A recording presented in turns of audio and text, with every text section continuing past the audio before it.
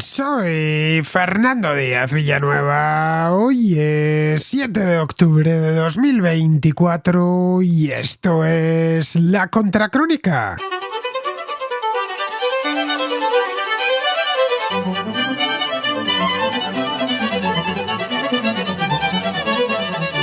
Hoy, 7 de octubre, se cumple el primer aniversario del atentado que Hamás perpetró en el sur de Israel. En torno a 1 millar de terroristas cruzaron ese día la frontera y se dirigieron hacia las localidades cercanas con la intención de causar el máximo daño posible. Un total de 1.180 israelíes fueron asesinados, entre los que se encontraban 797 civiles, 36 de ellos niños. Otros 251 fueron secuestrados y trasladados a la Franja de Gaza para utilizarlos como moneda de cambio para forzar a Israel a liberar presos de Hamás recluidos en cárceles israelíes. El ataque, dirigido principalmente contra la población civil, fue condenado por prácticamente toda la comunidad internacional, con contadas excepciones, algo que legitimaba a Israel para tomar represalias y tratar de rescatar a los cautivos. El gobierno israelí, presidido por Benjamín Netanyahu, anunció aquella misma noche que el país se encontraba en guerra y que harían todo lo necesario para recuperar con vida a los secuestrados al tiempo que aniquilaban a Hamás. Esto implicaba una invasión a gran escala que se produjo a finales de octubre. Desde entonces, la Franja de Gaza, una pequeña cinta de terreno de poco más de 300 kilómetros cuadrados, pero muy densamente poblada, se ha convertido en un gran campo de batalla que hasta la fecha se ha cobrado la vida de unas 40.000 personas, la práctica totalidad palestinos, ya que las bajas en el ejército israelí han sido escasas. Los israelíes decretaron también un bloqueo terrestre sobre la franja, lo que ha terminado provocando una crisis humanitaria de grandes proporciones. Las operaciones bélicas han dejado el interior de Gaza en la devastación más absoluta. Aproximadamente la mitad de las viviendas y edificios públicos han sido completamente destruidos. Toda su población se encuentra desplazada. La guerra aún no ha terminado y nadie sabe a ciencia cierta cuándo las fuerzas de defensa de Israel darán por concluida la tarea. Los países árabes de la zona, Estados Unidos y la Unión Europea han tratado infructuosamente de mediar entre ambas partes, pero no existe voluntad alguna de acuerdo. El conflicto, entre tanto, se ha internacionalizado. Desde el mismo momento del atentado, Irán se alineó con Hamás y puso a su servicio el llamado Eje de Resistencia, una red de organizaciones paramilitares que tiene repartidas por todo Oriente Medio y que actúan al dictado de Teherán, desde donde se encargan de financiarlas y armarlas. Hezbollah comenzó a atacar desde sus bases del Líbano, el norte de Israel, con proyectiles de artillería. Esto fue muy poco después, lo que obligó a los israelíes a evacuar a la población civil de aquella región. Los hutíes del Yemen también efectúan ataques de forma rutinaria contra Israel y han complicado seriamente el tráfico mercante en el Mar Rojo. Pero es en el Líbano donde los problemas han ido a más. Irán ha realizado 2 ataques con misiles balísticos contra suelo israelí, uno en el mes de abril y otro la semana pasada. De nuevo estamos ante una incógnita. No sabemos si la guerra de Gaza se extenderá hacia el norte alumbrando otra guerra, también a gran escala, entre Israel y Hezbollah e Israel e Irán. La situación es de una gravedad extrema. Por de pronto está siendo la guerra más mortífera para los palestinos desde que hace décadas dio comienzo este conflicto. A día de hoy nadie es capaz de adivinar cuándo terminará esto y hasta qué punto se ramificará incendiando toda aquella región, que ya de por sí ha sido extremadamente conflictiva a lo largo del último siglo.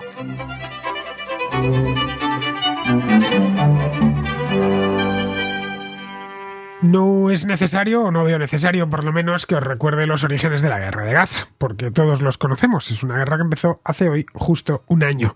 Tampoco creo necesario que me ponga a hacer ahora un repaso sobre lo que ha ocurrido a lo largo del último año, porque eso mismo he ido haciendo en la Contracrónica desde ese mismo día, desde el 8 de octubre.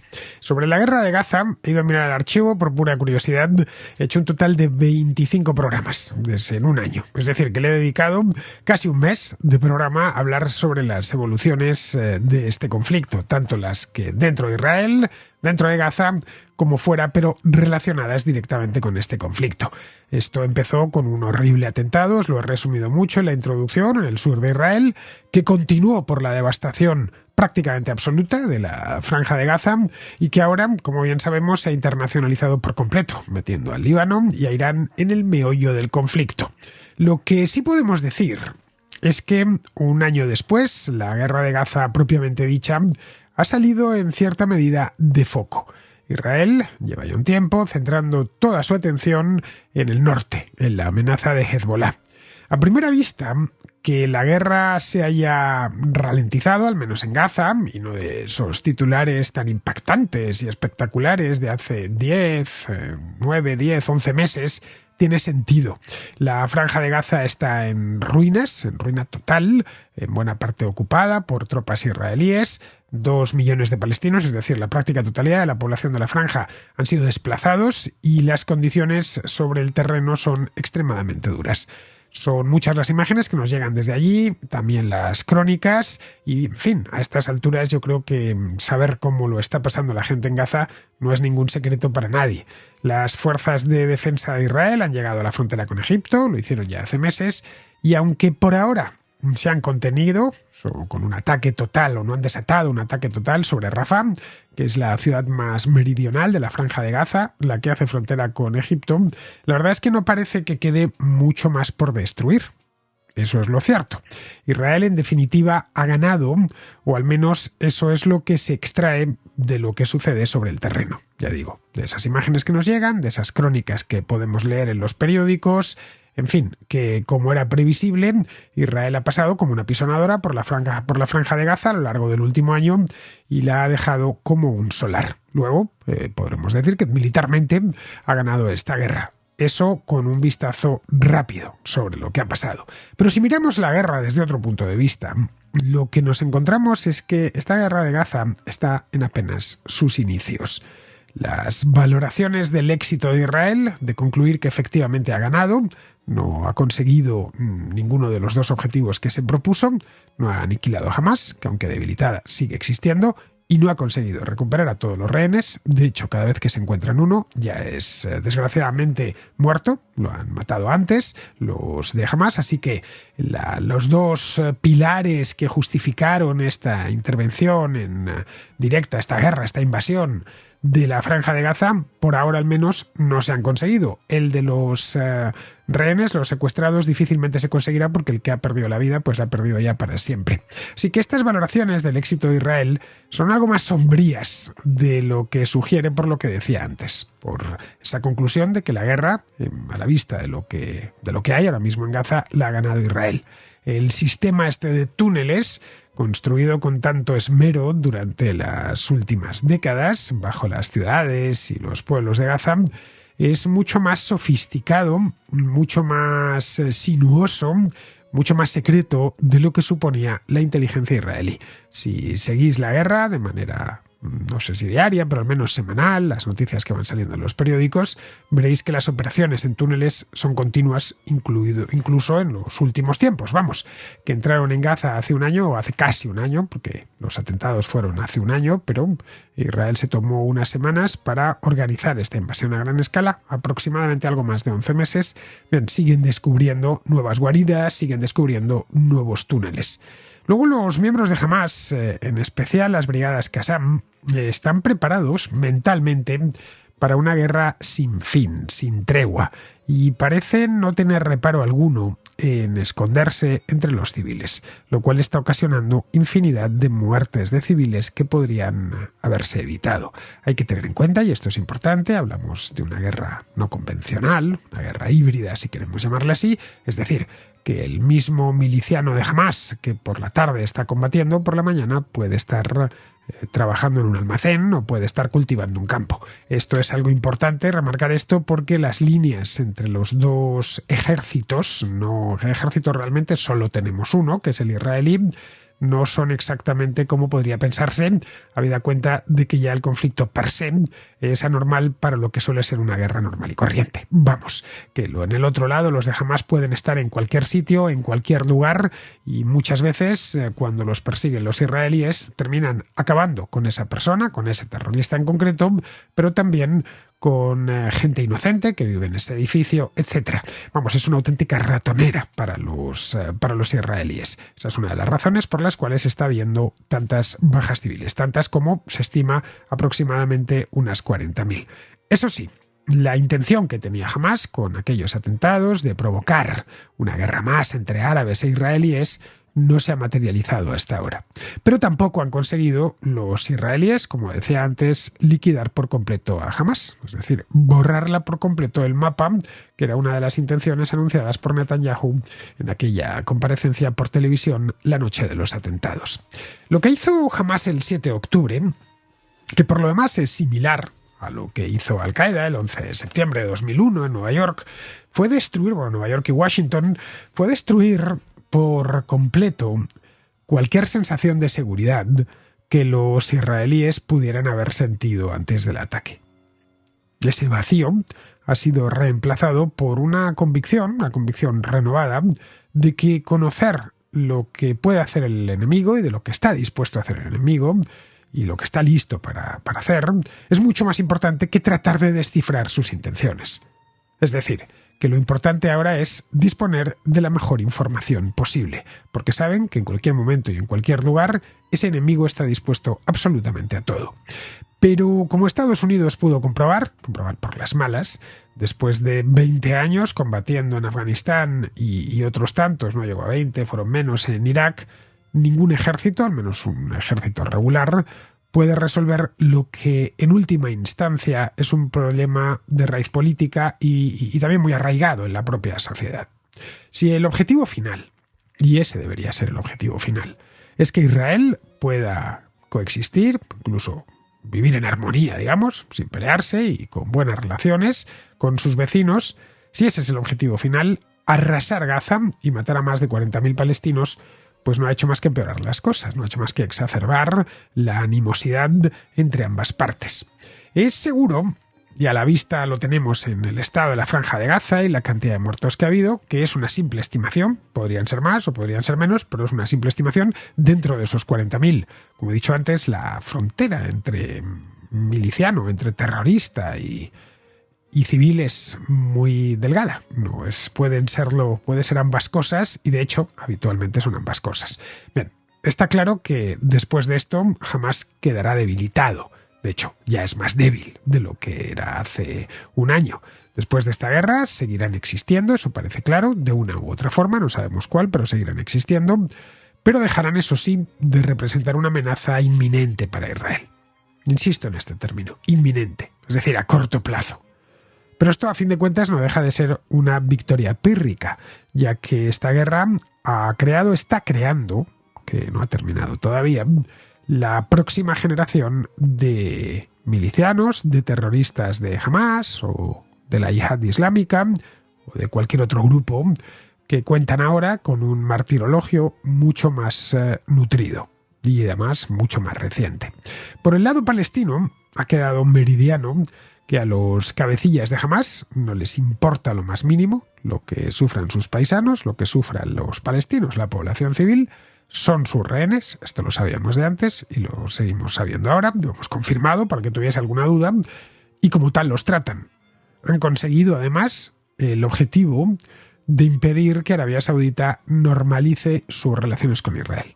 Esto hace un año ya lo comentábamos, que uno de los objetivos que podría perseguir con esto, aparte de matar israelíes, era impedir que esos acuerdos de Abraham, que se habían empezado a firmar en el año 2020 con algunos estados árabes, continuasen por el mayor de todos ellos, o por lo menos que el mayor de todos ellos en términos demográficos es Egipto, y con ese ya tienen los israelíes un acuerdo desde el 79, los de Camp David, pero sí el más grande y sobre todo el más simbólico, que es Arabia Saudí.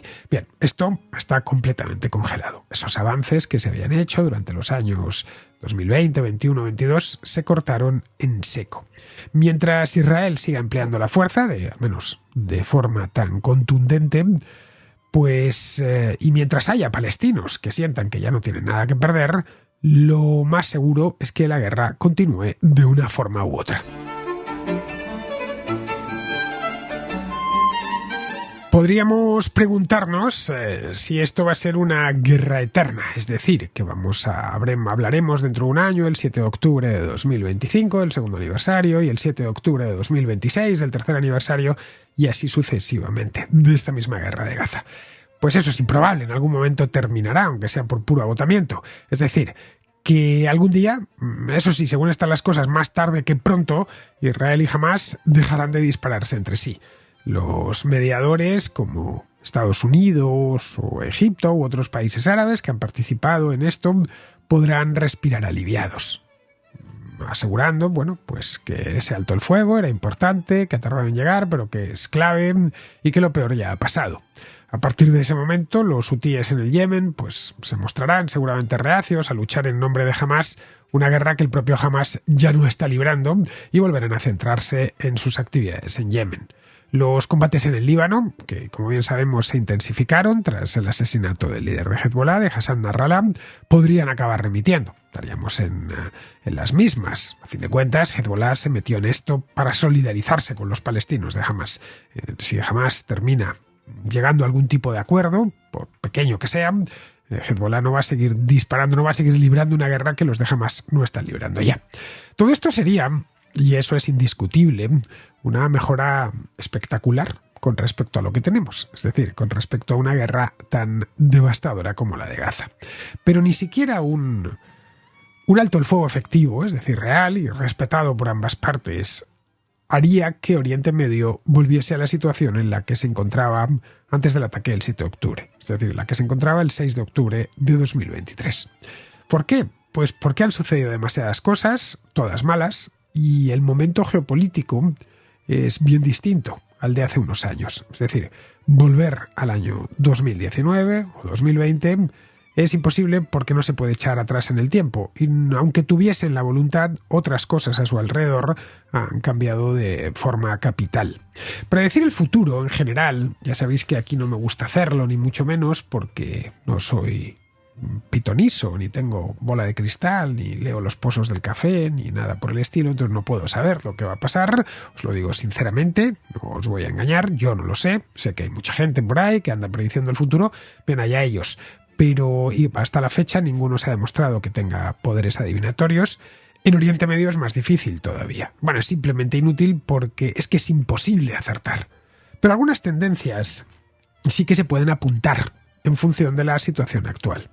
Es seguro, por ejemplo, que después de esto, y no hacerlo sería suicida por su parte, es seguro que Israel se rearme a partir de aquí y que ponga fin a estos últimos años en los que creyó que podría encontrar su sitio pactando con los países árabes. Es decir, esto volvemos a los acuerdos de Abraham y a ese ambiente que se había creado con otros estados árabes de poder llegar a una entente más o menos cordial con Israel, asumir su existencia y que se acabasen los problemas al menos con los estados. Ese espíritu que se respiraba a partir del año 2019, cuando ya se estaban negociando los acuerdos de Abraham, volver a ese espíritu va a ser complicado. Pero no olvidemos que aquí no es un problema que tiene Israel con los países árabes. Con Jordania tiene una buena relación, con Egipto tiene una buena relación, con otros países musulmanes tiene una relación más o menos tolerable. Otros países, como fue el caso de Marruecos, se unieron también a estos acuerdos de Abraham. Con otros no tiene relación ninguna, caso por ahí tiene una relación además de abierta enemistad, como es el caso de Siria. Irán no es propiamente un país árabe, son persas y aunque son musulmanes y tratan además de capitalizar todo lo relacionado con el Islam en su beneficio. Pero vamos, que volver a eso, a ese espíritu es bastante complicado. Los israelíes saben que son muchos los estados y sobre todo los grupos terroristas que consideran a Israel como su enemigo acérrimo, como su principal objetivo a batir. Así que les seguirán atacando dentro y fuera del país. Antes del 7 de octubre, el gobierno de Israel podía pensar, y seguramente muchos lo pensaban, que Hamás era peligroso, pero estaba confinado en Gaza. Una franja de terreno, como bien sabéis, vallada, vigilada por el ejército, con sus accesos muy limitados, tanto por el paso norte que comunicaba con Israel, están hoy por supuesto los dos cerrados, como el de Rafah con Egipto, pero estaban confinados y controlados, que poco daño del gordo podían hacerle, que la inteligencia israelí podía detectar cualquier ataque a gran escala que saliese de allí, y más allá de algunos cohetes, que eso era continuo, pero un ataque desde luego como el del 7 de octubre ni se lo planteaban. que el ejército se bastaba y se sobraba y los servicios de inteligencia como el Mossad para saber qué estaba pasando dentro. Que podrían derrotar fácilmente cualquier incursión que se les ocurriese dentro de Israel. Bien, todas estas suposiciones se demostraron erróneas el día en el que Hamás atacó hace un año. Esto constituyó, como bien sabemos, un dolorosísimo fracaso, un error de inteligencia capital. Los errores de inteligencia, especialmente en países que están sometidos a sitio, como es el caso de Israel, nunca se olvidan.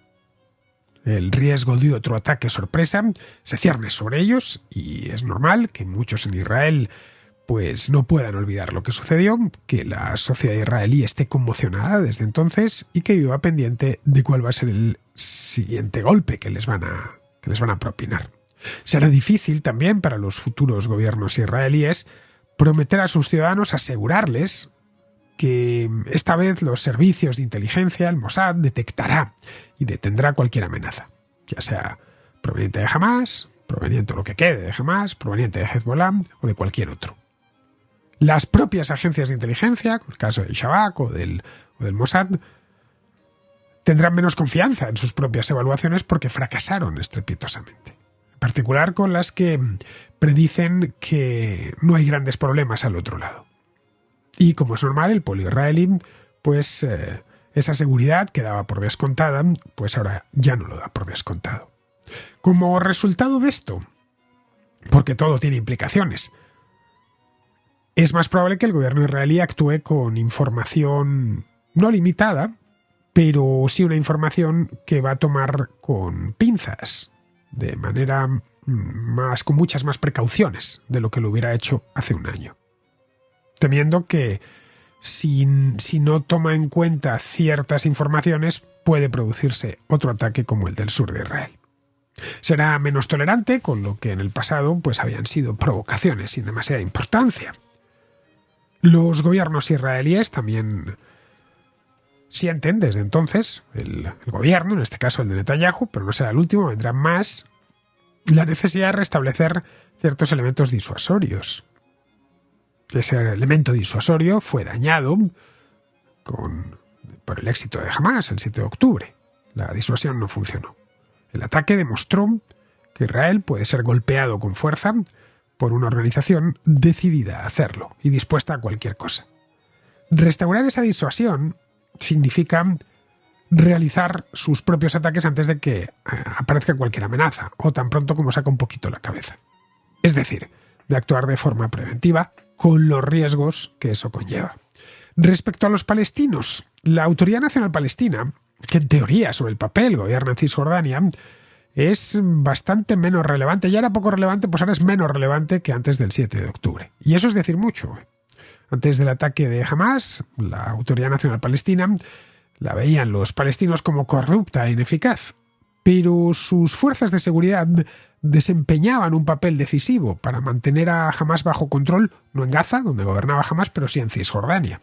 La Autoridad Nacional Palestina también estaba en el centro de cualquier plan que contemplase una solución de dos estados para aquel lugar. Hoy nadie la tiene en cuenta, o casi nadie. Desde los ataques, el apoyo entre los palestinos al presidente Mahmoud Abbas y a su organización, que es Al-Fatah, ha caído a mínimos históricos. Pero esto, curiosamente, o no tan curiosamente, que era lo previsible, no ha llevado a Abbas a dimitir.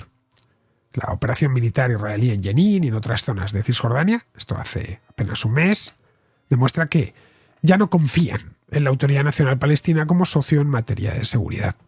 Los ataques israelíes y la violencia de los colonos contra los palestinos de a pie pues han desacreditado aún más a la Autoridad Nacional Palestina, creando un círculo vicioso, así que es probable que la violencia en Cisjordania continúe en niveles altos. Para complicar aún más este lío, Abbas tiene 88 años y no tiene un sucesor. Una lucha de poder, incluso una lucha de poder pacífica, debilitaría aún más a una Autoridad Nacional Palestina que ya es débil. Como resultado, Israel pues ya no tendrá ese socio para la seguridad y la negociación en Cisjordania. Esto último es de poca importancia en el corto plazo. Nadie espera que las conversaciones de paz se reanuden en un futuro próximo, pero puede tener importancia con el tiempo. La presión estadounidense sobre esta cuestión puede aumentar y países como Arabia Saudí han condicionado el reconocimiento de Israel a que exista un Estado palestino. La falta de un socio palestino en temas de seguridad es un golpe todavía mayor. Esto requerirá que Israel se interne más, o que las unidades israelíes se internen más, realicen más redadas en Cisjordania, que impongan más restricciones en el cruce de fronteras. Todo esto, evidentemente, es más costoso y mucho menos eficaz que la autovigilancia palestina y, desde luego, costosísimo para Israel en términos económicos y en términos de la vida de sus soldados. Respecto a Hamás, incluso muy debilitada, puede encontrar nuevos aliados en futuras guerras. Esto queda demostrado. Los conflictos entre Hezbollah e Israel y entre Israel e Irán, y entre los hutíes e Israel, han aparecido en esta guerra. Se ha abierto un montón de frentes, tantos como 7 a Israel. Y esto pone a prueba a su ejército. Le crea infinidad de dolores de cabeza a Estados Unidos y a sus aliados árabes y empeora en una situación ya de por sí muy peligrosa, muy mala. En una guerra futura, jamás puede esperar que estos aliados se unan de nuevo, lo que hace más probable que ataquen a sabiendas de que sus aliados se unirán inmediatamente a su causa.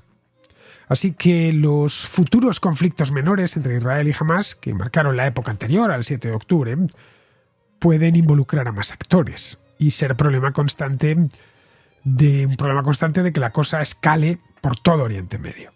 Eso sí, tras el 7 de octubre la respuesta israelí fue extraordinariamente dura en comparación con anteriores enfrentamientos con Hamás, por lo que es posible que Hezbollah y los hutíes opten por ignorar los conflictos de menor escala, declarando su solidaridad con Hamás de forma retórica, pero haciendo poco en la práctica. Eso sí, el riesgo de una escalada regional es y va a seguir siendo muy alto. En cuanto a Gaza, es muy posible que se convierta en algo parecido a un caos sin gobierno ni interlocutores válidos. Todas las propuestas, algunas las hemos visto aquí en la Contracrónica, para gobernar Gaza, después del alto el fuego, ese alto el fuego hipotético del que hablamos, todas han fracasado, desde el control de la Autoridad Nacional Palestina directo hasta el retorno del gobierno de Hamás con otras personas, a una ocupación israelí, no tiene ninguna viabilidad. Algunas son inaceptables para los israelíes y otras para los palestinos, mientras que otras, como por ejemplo una fuerza árabe o internacional que sirva como pacificadora y administradora del territorio, son implanteables, porque nadie, empezando por los propios árabes, quieren oír hablar de ellas. El resultado es que Gaza se convierta en una suerte de tierra de nadie, gobernada por grupos radicales, por señores de la guerra, que ataquen Israel y que es posible que se enfrenten entre ellos. Esto lo que nos da es que Gaza sería una fuente perpetua de conflictos, con pequeñas crisis y violencia de bajo nivel pero continuo. El pueblo de Gaza, por supuesto, seguiría sufriendo, aunque eso sí, con menos atención internacional, mientras que la situación humanitaria oscilaría entre mala y desastrosa. En cuanto a Estados Unidos, pues a ver, esto es una opinión mía. Creo que debería hacer más para dotar a Oriente Medio de cierta estabilidad, pero es probable que haga menos. Para evitar que los pequeños conflictos se conviertan en guerras regionales, se necesita liderazgo, que es exactamente de lo que Estados Unidos carece desde hace tiempo. Nadie en Washington quiere líos en Oriente Medio, menos aún en este tema de Israel y Palestina, que saben que es un conflicto enquistado y más lejano de la paz que nunca. En otras circunstancias, y sin la cantidad de conflictos que hay en estos momentos por el mundo, empezando por el conflicto latente con Rusia, China e Irán, quizá en Estados Unidos alguien se animaría, en el gobierno quiero decir, a mediar y tratar de acercar posturas, como se hizo a principios de los 90 por parte de Bush y de Bill Clinton. Pero el mundo hoy es muy diferente, el mundo de hoy es muy diferente al de entonces. Y en la Casa Blanca, ver lo de Palestina como un conflicto solucionable es algo que no se estila allá. Lo ven todo lo contrario, como un conflicto sin solución, con el que simplemente habrá que convivir.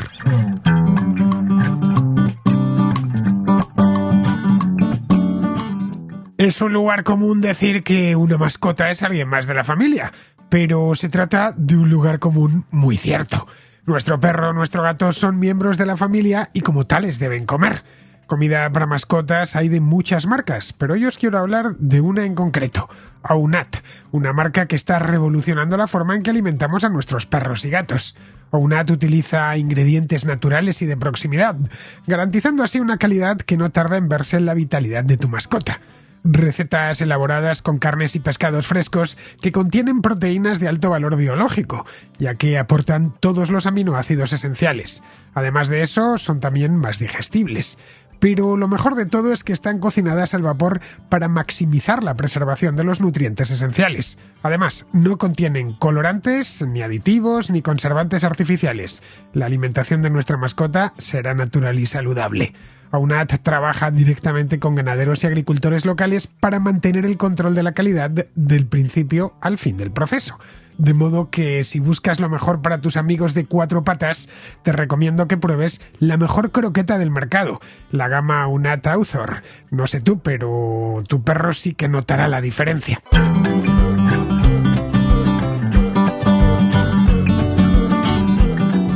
Puedes encontrar sus productos en tiendas especializadas, clínicas veterinarias o directamente en su web, ounat.com o wnat.com. Ya sabes, Ounat, dale a tu mascota la alimentación natural que se merece. Vamos con la contrarréplica. Empezamos con Pedro Luis, que nos habla del ataque de Irán a Israel de la semana pasada. Nos ofrece también Pedro Luis, que es un experto en estos temas, detalles sobre el sistema concreto que empleó Israel para defenderse. Quería mandarte este audio quizá para darte una humilde aportación con respecto al programa que has hecho sobre el ataque de Irán a Israel. Mencionaste que la mayoría de los artefactos que envió Irán contra Israel fueron neutralizados por la cúpula de hierro. Bueno, la realidad es que el sistema cúpula de hierro está compuesto por varios sistemas en uno. El domo de hierro, que es mayormente lo que la mayoría de las personas conocen como cúpula de hierro, es el que se usa, por ejemplo, para desviar y neutralizar ataques que hacen Hezbollah, más comúnmente, y Hamas, de proyectiles de BM-21 Grad, proyectiles de mortero de 122, quizá de 60 milímetros, ese tipo de artefactos que tienen un radio de aproximadamente 20 kilómetros o quizá incluso menos. ¿Qué es lo que pasa? Hay otros sistemas dentro de ese mismo sistema. Por ejemplo, está el sistema Onda de David. Este es el sistema que te protege de los misiles más peligrosos, misiles más difíciles de derribar, los que tienen un alcance de 700 kilómetros. Y luego está el sistema Arrow, o los varios sistemas Arrow. Todos forman parte del mismo sistema y estos se utilizan para protegerse de misiles de más de 2.000 kilómetros, 2.400, 2.500 kilómetros. Todo esto constituye el mismo sistema. Los que se utilizaron ahora para desviar los misiles balísticos fueron el sistema, obviamente, el sistema Onda de David, que son probablemente los misiles Jericó. Bueno, ¿qué quiere decir todo esto? Irán posee una capacidad limitada, como es normal, porque son misiles caros, son misiles complicados de fabricar.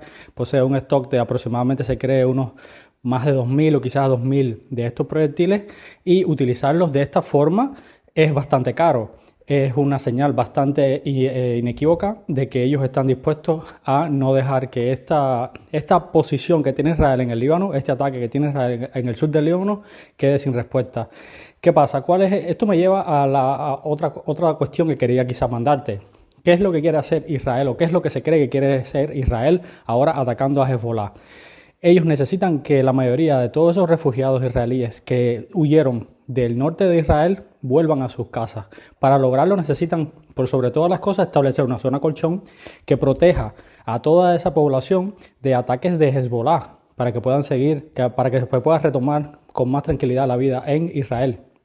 Por eso ellos lo que parece ser es que quieren establecer una zona colchón alrededor del río Litani y llegar hasta allá para protegerse, no de los misiles balísticos, porque estos tienen un alcance mucho más largo, pero sí protegerse, por ejemplo, de los misiles, de los proyectiles, de los cohetes de Hezbollah, que son extremadamente más baratos de fabricar que los mismos interceptores de la cúpula de hierro y que te pueden abrumar el sistema. Entonces, ¿qué hacen ellos? Pues yo ataco a Hezbollah, descabezo a Hezbollah y establezco esa zona colchón que me permita que ellos me puedan seguir atacando con misiles muchísimo más caros que yo me encargaré de desviar, pero al mismo tiempo me protejo de los morteros, me protejo de los BM-21, me protejo de lo más barato que tienen ellos para atacarme a mí. Y entonces no caigo en el juego de la logística, que es el más peligroso de todos, que es que estoy utilizando mi armamento defensivo, que es costosísimo y que es de mayor calidad, para protegerme de cohetes que son de fácil fabricación. Entonces, ¿Qué es lo que pasa? Ellos pueden incluso también acercarse a la zona, a la frontera de Israel, pero acercarse a la frontera de Israel significa que se van a ver mucho más expuestos y por tanto los israelíes podrán defenderse mejor. O sea, solo eso. Disculpa que se me ha hecho bastante largo, espero que haya servido de algo y bueno, lo que necesites para ayudarte en tu trabajo, aquí estoy. Un saludo. Los israelíes se valieron en el ataque del día 1 del llamado sistema Arrow, que forma parte de la cúpula de hierro. La cúpula de hierro, o domo de hierro, como lo ha llamado Pedro Luis, lo conté el otro día muy por encima, es un sistema antimisiles que permite identificar los ataques enemigos y disparar otros misiles para interceptar a los que mandan sobre ti. Bien, paralelo a la cúpula de hierro está este sistema Arrow, que funciona de manera similar y que de forma genérica se le incluye dentro de la cúpula de hierro. Este sistema está concebido para interceptar misiles de largo alcance. Es un modelo, un sistema desarrollado junto a los Estados Unidos que consiste en un misil interceptor de 2 etapas con capacidad para alcanzar la capa superior de la atmósfera, guiándose a través de un sistema de rayos X. Es algo realmente sofisticado y representa además un logro técnico notable. Respecto a las intenciones de Israel en el Líbano, ya lo comenté la semana pasada y la anterior. Lo que buscan es la seguridad para los habitantes del distrito norte de Israel, que tuvieron que ser desplazados hace un año por la guerra en Gaza. No estamos hablando de 300 o 400 personas, sino de 60.000, unas 60.000, que están reasentadas en otras partes de Israel. Como es normal, pues toda esa gente quiere volver a sus hogares y reanudar su vida. Presionan desde hace meses al gobierno para que haga algo y puedan volver a su casa. Ese algo pasa necesariamente por garantizar su seguridad en el norte del país. En el caso de que hubieran vuelto antes de neutralizar a las milicias de Hezbollah en el sur del Líbano, pues muchos de ellos habrían muerto, víctimas de los cohetes que desde la zona próxima a la frontera envían estas mismas milicias. Los israelíes se lo han tomado con calma este tema. Primero han ido por los cabecillas de la organización, y en eso hay que reconocerle, es un éxito sin paliativos, porque es que han acabado con la vida del propio secretario general de Hezbollah, de Hassan Nasrallah, es decir, la parte más alta, junto a la práctica totalidad de sus comandantes de alto nivel. La siguiente fase era hacer incursiones puntuales en el sur del Líbano y bombardear esa zona para alejar de allí a estas milicias. Es posible que al final tengan que ocupar una franja de terreno en el Líbano. Hasta por lo menos, como bien comenta Pedro Luis, la ribera izquierda del río Litani. No es un área muy grande, es de unos 30 kilómetros de ancho por unos 30 de largo, pero tiene muchísimas aldeas y pueblos, entre ellos la ciudad de Tiro, que está al sur de la desembocadura del río Litani. Una vez tengan controlada esa zona, si es que lo consiguen, claro, alejarán los ataques con cohetes, que son los que sobrecargan su sistema de defensa, y podrán concentrarse en los misiles balísticos, que envían desde más lejos, como bien ha dicho Pedro Luis. Lo que es un misterio es si conseguirán hacerse con esa zona y permitir que los 60.000 israelíes que fueron desplazados puedan volver a su casa. Bien, vamos ahora con Ana, que al hilo del programa que hicimos el otro día sobre la jornada de 4 días, nos quiere hablar de cómo debemos recuperar la dignidad del trabajo. Hola Fernando, buenas tardes. Bueno, aquí una fan acérrima seguidora que me escucho todos tus programas y darte las gracias por toda la compañía que me haces mientras trabajo, y precisamente de trabajo es de lo que quería hablar. Trabajo no solo, yo te escucho cuando trabajo, pero para mí trabajo no solo de forma remunerada, que ahora te explico, sino también cuando trabajo, porque me paso la vida trabajando, tengo 3 hijos y cuando no estoy recogiendo la cocina estoy poniendo una lavadora o haciendo 1000 cosas, ¿no? Y al final, pues a lo largo del día, cuando me voy a acostar me doy cuenta de la cantidad de horas que he trabajado de forma remunerada y no remunerada.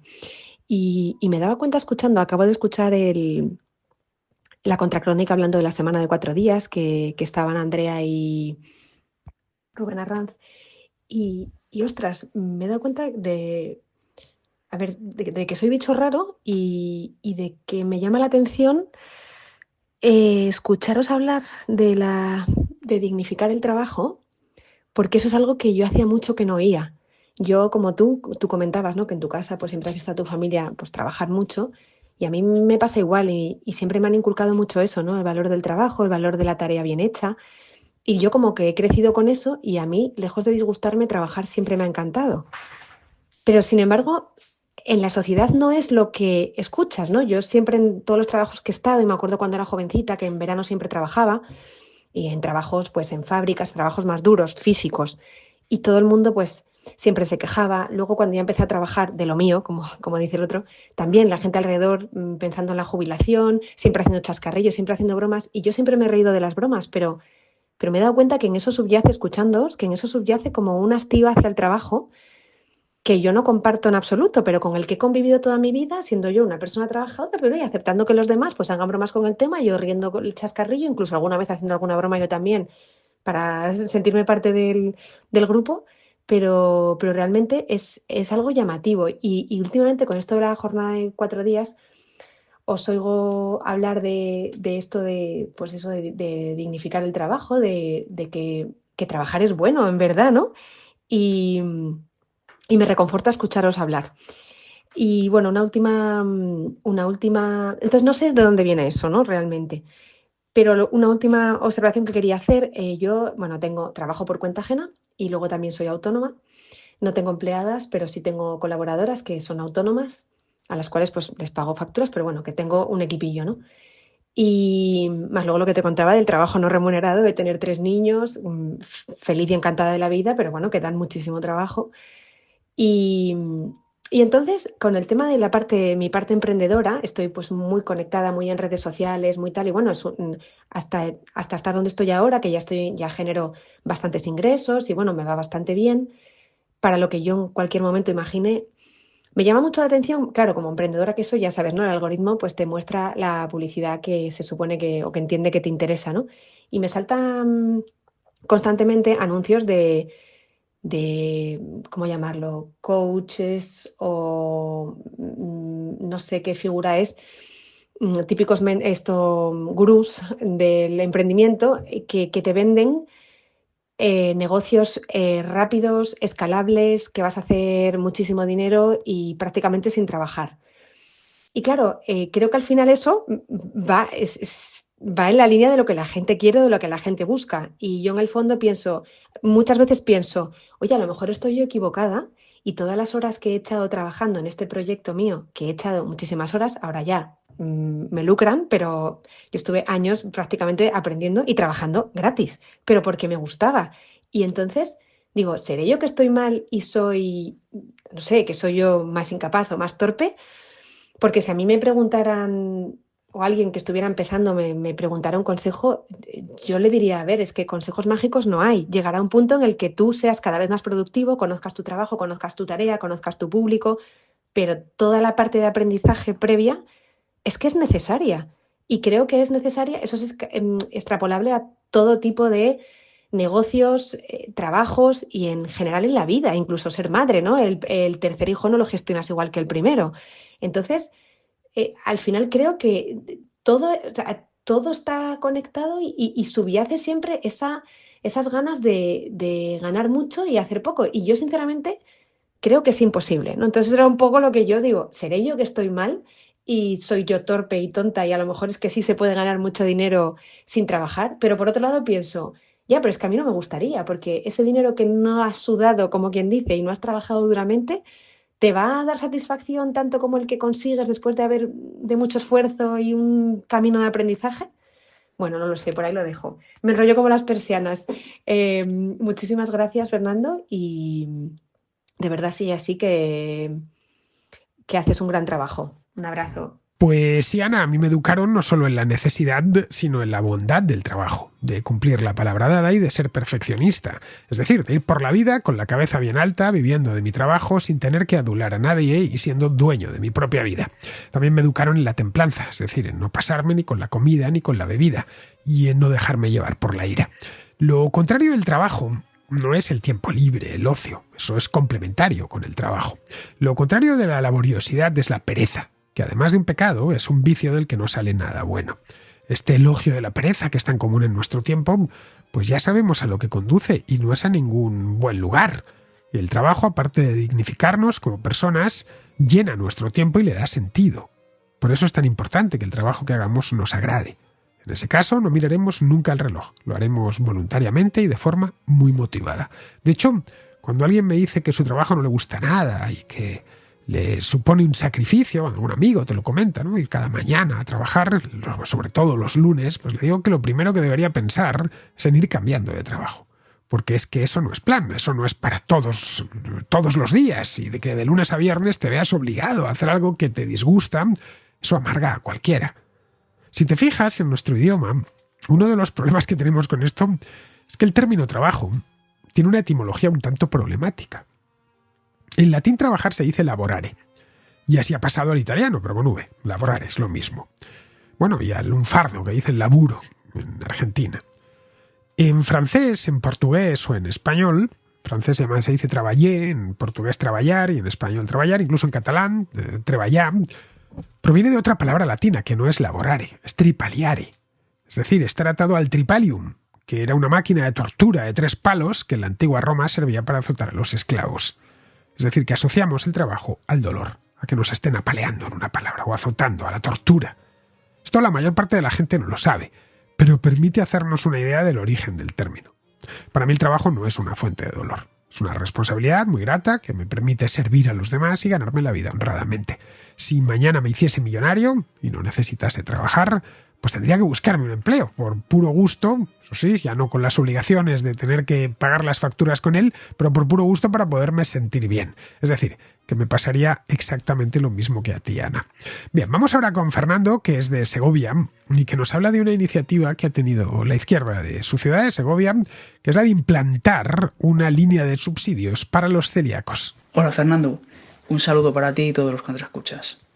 Hoy te traigo una noticia sobre una moción presentada en el Ayuntamiento de Segovia para crear una línea específica de ayudas municipales para personas con celiaquía o sensibilidad al gluten. Ha sido presentada por Izquierda Unida y ha salido adelante con la aprobación de Segovia en Marcha, que es la marca blanca de Podemos en Segovia, el PSOE y la abstención del PP y Ciudadanos. Solo ha votado en contra Vox. O sea, la base de esto es que las personas con celiaquía o sensibilidad al gluten se ven obligadas a comprar productos sin gluten y acaban pagando unos 1.087 euros más al año que el resto. Es decir, si dividimos esto entre 12 salen 90 euros al mes. O sea, una ayuda para paliar 90 euros al mes. Las estimaciones señalan que entre el 1 y el 2% de la población española es celíaca. Y en el municipio de Segovia estaríamos hablando de entre 500 y 1.000 personas enfermas sobre una población de unas 55.000. Vamos, otra minoría más a las que hay que subvencionar. Por supuesto, ni se plantean quitarles el IVA a estos productos, que con eso se acaba el problema, porque ya sabemos para quién sería la merma, para las arcas públicas. No, tenemos que pagar todos los contribuyentes esa ayuda. En fin, tendrá que ser así. Muchas gracias, un saludo y hasta pronto. Lo que nos cuentas, Fernando, va muy en la línea de la extrema izquierda en España. Es buscar grupos a los que victimizar y sobre eso proponer transferencias de renta. Ser celíaco, cualquiera, yo creo que todo el mundo conoce a algún celíaco, es una incomodidad, pues ya que te impide comer muchas cosas, algunas muy ricas, como la pastelería, por ejemplo. Afortunadamente, tener intolerancia al gluten en nuestro tiempo es muy distinto a lo que sucedía hace 30 o 40 años. Hoy existen infinidad de productos sustitutivos. Al menos en Madrid, yo lo he visto, hay hasta cafés especializados en celíacos. A ver, yo no soy celíaco, así que no te puedo decir si son más caros o más baratos estos productos. Lo que seguro que son es más escasos. Pero la del gluten no es la única intolerancia alimentaria. Así de memoria se me ocurre la intolerancia a la lactosa, que es, ya sabéis, la incapacidad de digerir la lactosa, que es un azúcar presente en la leche y en los productos lácteos. La intolerancia a la fructosa, que es el azúcar presente en las frutas, en las verduras, en la miel, creo que también está. O la mucha menos conocida intolerancia a la histamina. No sé si alguna vez habéis oído hablar de ella. Que esta es una sustancia química que se encuentra en algunos alimentos, algunos riquísimos, como es el caso del queso o del embutido. Vamos, que no creo que tarden allá en Segovia, los de Segovia en Marcha, y en otras ciudades, por supuesto, en proponer transferencias a todos los que tengan algún tipo de intolerancia alimentaria. Por descontado, a esta gente les importa un pimiento. Pero esas ayudas, entre comillas, ayudas, las tienen que gestionar alguien. Y ahí es donde aparecen ellos, claro. En cuestión de unos años se harán ver, se exhibirán como los grandes protectores de los celíacos. O de los que tienen intolerancia a la lactosa. Es decir, que sin ellos estarían poco menos que muriéndose por la calle. Y que gracias a ellos han conquistado un derecho fundamental. Bien, vamos a ir terminando. Vamos con Pizarro, que nos habla del ataque de Irán a Israel. Ni Israel ni Irán están en peligro. No está tan claro el futuro de sus gobiernos. Y está tremendamente oscura la viabilidad operativa de Hamas y Hezbollah. Como todo puede embrollarse más, y seguro que lo hace, podemos garantizar más muertos y ninguna solución permanente. Porque cada agresión activa o reactiva encona trincheras, razones y corazones. La furia de estos días precede al odio quedo, que precederá a la siguiente furia. Un cordial saludo de Pizarro. Y hasta aquí, queridos amigos, llega la contracrónica de hoy, 7 de octubre. Mañana, que es 8, estaré de vuelta. Pero esta misma semana tenemos de nuevo presentación. Ya sabéis que he estado en Murcia con Alberto. Estuvimos el día 3, magnífica la experiencia en Murcia. Yo aproveché y como llegó a haber 33 grados, ahí lo dejo, una maravilla, verano puro, pues aproveché y me quedé un día más. Ya por puro vicio, sí, tal cual, puro vicio. Bueno, era ocio, no era pereza, era ocio porque anduve montando en bicicleta pues prácticamente todo el sábado hasta que regresé a Madrid. Esto me quitó la presentación de hacer creo que tocaba el contraplano, y ayer la contrarréplica, pero bueno, esto de poder alargar, aunque sea solo un día, el verano en una ciudad tan bonita como Murcia, pues no pude resistirme. Eso sí, el día 9, este miércoles, estaremos Alberto y yo de nuevo de gira, de nuevo en marcha, porque presentaremos Contra la Revolución Francesa en Santiago de Compostela. Mañana os daré más datos, porque es que ahora mismo no sé ni a qué hora, será en torno a las 7 de la tarde, ni exactamente dónde vamos a hacerla. Lo que sí sé es que Miguel Anxo Bastos nos va a acompañar. Así que, entre tanto, mañana tenemos programa, no hay problema. Entre tanto, me despido de todos vosotros. Hasta mañana.